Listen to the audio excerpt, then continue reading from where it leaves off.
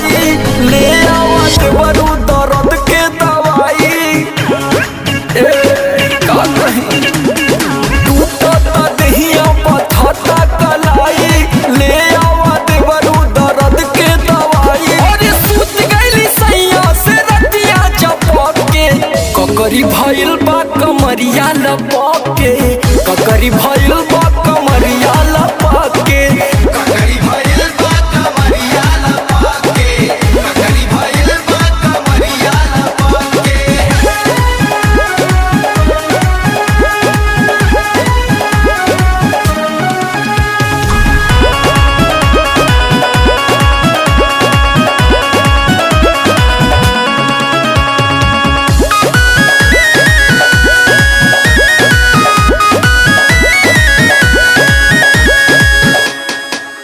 साड़ी गर्मी से भीजल बा देह देवरू हो की जलबा। बहुत प्रॉब्लम हो गया है देवर जी।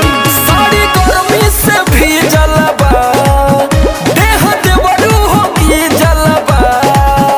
और काट ले बारे गलिया दोनों हवा के ककरी भइल बा कमरिया लपक के ककरी भइल बा कमरिया लपक के ककरी भइल बा कमरिया लपक के ककरी भइल बा कमरिया लपक के।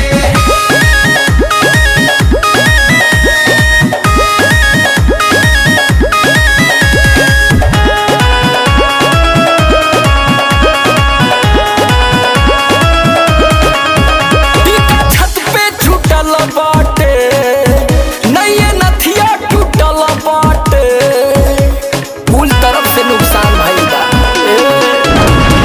छत पे छूटल बाटे नये नथिया टूटल बाटे।